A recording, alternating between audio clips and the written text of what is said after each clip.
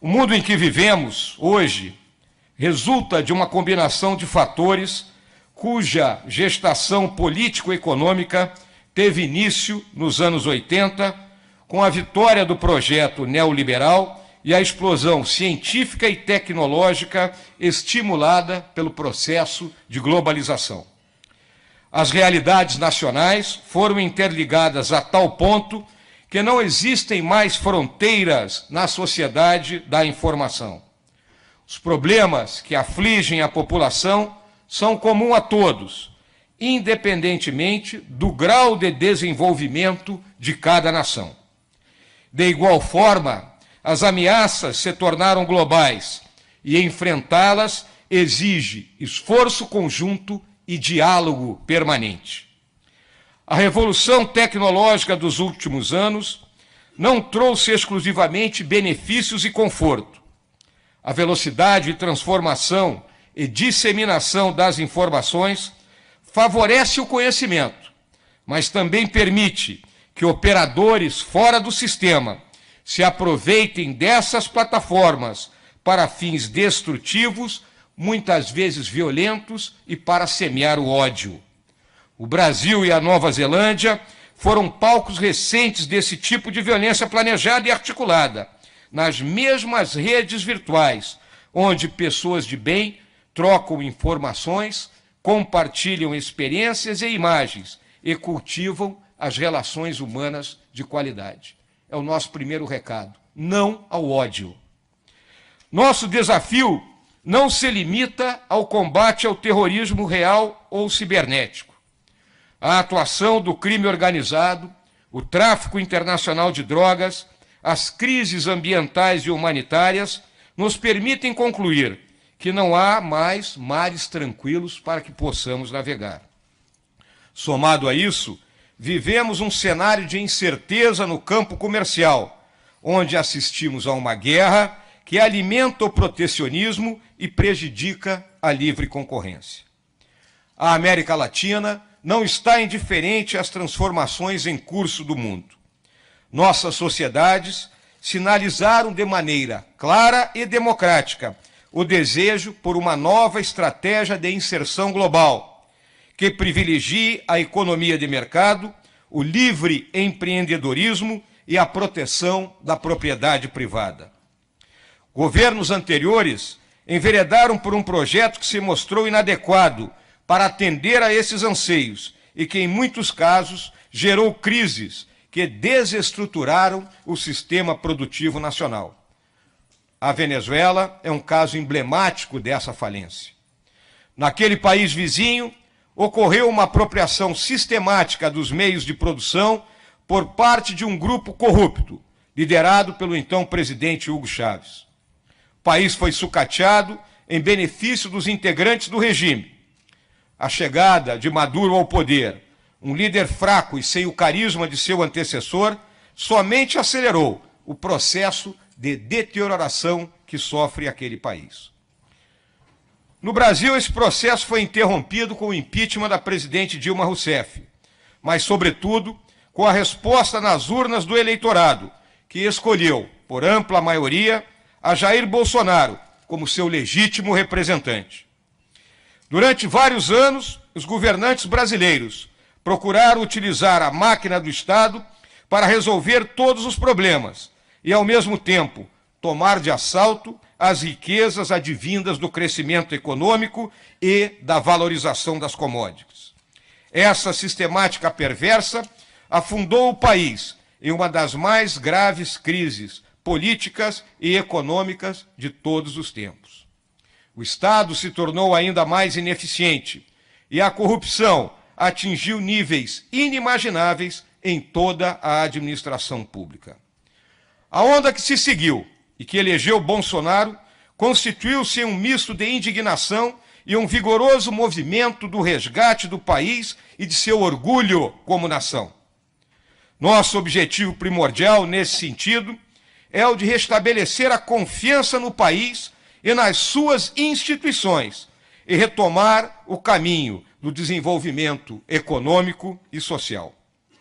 Nos primeiros meses de governo, e antes mesmo de tomar posse em 1º de janeiro, o presidente Bolsonaro procurou fazer um diagnóstico dos diversos obstáculos que deveríamos enfrentar para avançar nossos objetivos. O primeiro passo foi reduzir o número de ministérios e montar um gabinete composto de pessoas capacitadas e competentes, descartando a prática de distribuição de cargos públicos em troca de apoio político.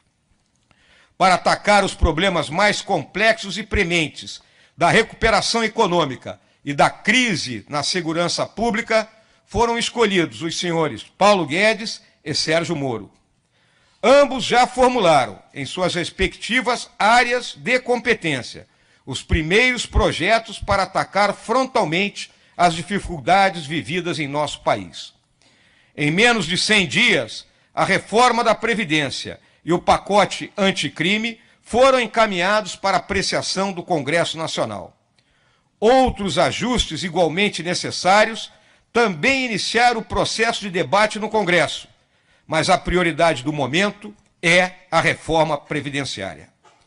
Como tenho dito em outros fóruns, a Previdência hoje é uma pirâmide financeira, como aquelas que ficaram famosas no passado e enganaram tantas pessoas honestas. Não é preciso estudar em Harvard ou no MIT para entender que um esquema desses é insustentável. Se não fizermos nada agora para corrigir esse problema, as próximas gerações trabalharão até a morte, sem perspectiva de usufruírem de algum tipo de pensão ou aposentadoria. Nós não podemos falhar nisso.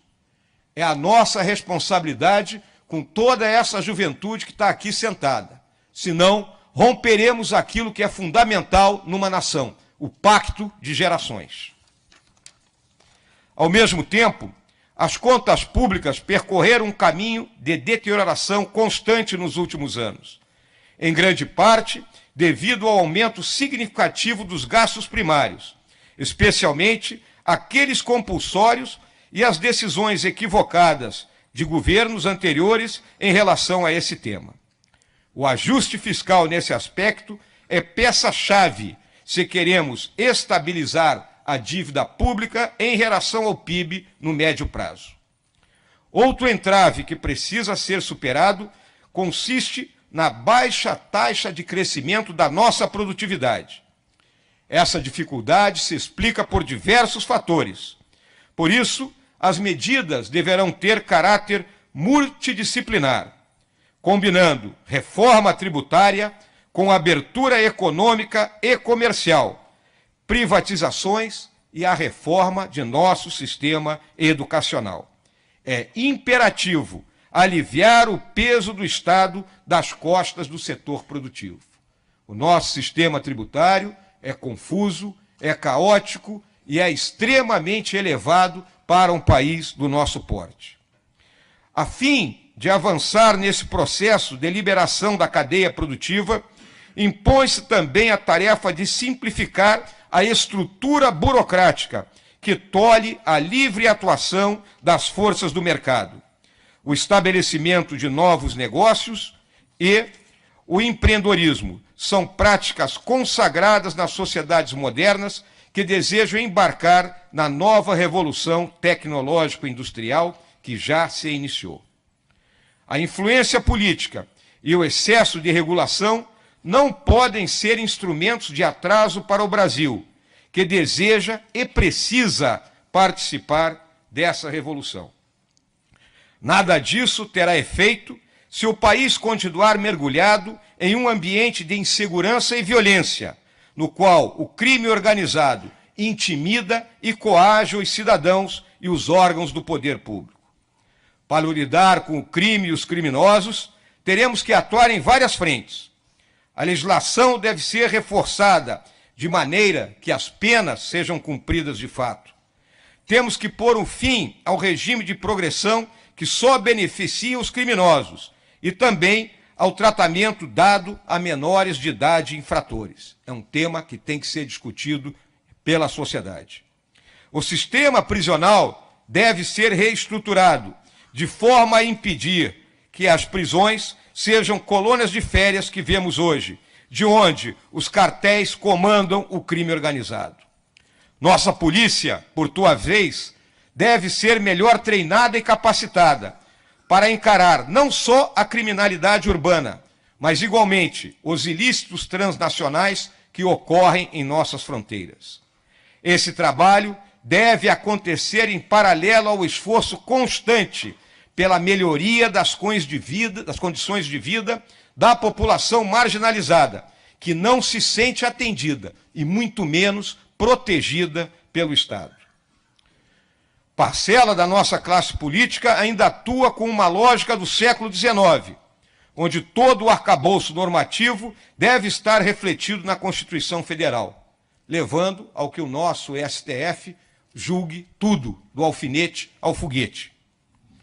Foi essa atitude paradoxal que dividiu o país entre a sociedade formal e a informalidade que permeia as comunidades menos favorecidas. Combinada ao protecionismo do Estado e à manutenção de privilégios, além de uma série de práticas que caracterizam uma cultura e um pensamento anticapitalista, essa atitude se manteve até o presente na forma de algumas vacas sagradas que constituem o cerne dos problemas que enfrentamos.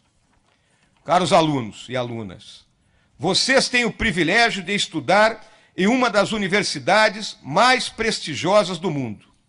Têm aqui a oportunidade única de desenvolver suas capacidades e contribuir com soluções criativas para superar os desafios de nosso tempo. A partir do conhecimento que desenvolverem em seus estudos, vocês poderão ser protagonistas. Poderão não, deverão ser protagonistas nesse processo de transformação da realidade brasileira. Finalmente, eu gostaria de falar de Jair Bolsonaro, tão criticado, muitas vezes tão pouco compreendido. Para Bolsonaro, moldar o futuro é a suprema arte de um governo. A visão do presidente Bolsonaro é muito clara. Ele está trabalhando para as próximas gerações e não para as próximas eleições. E ele tem firme na sua mente que, em 1º de janeiro de 2023, quando entregarmos o nosso bastão para quem nos suceder, o país deverá estar com suas reformas prontas, com a base em condições, para que então tomemos o rumo daquilo que tem que ser o nosso destino manifesto. E mais ainda, que o nosso país viva as 4 liberdades que um dia um ex-presidente desta grande nação americana, em seu discurso do State of the Union do ano de 1940, falo de Franklin Delano Roosevelt, assim expressou, que no nosso país a liberdade de expressão, a liberdade de religião, a liberdade de não ser submetido à vontade de ninguém e a liberdade de não ser medo vigorem sempre. Muito obrigado.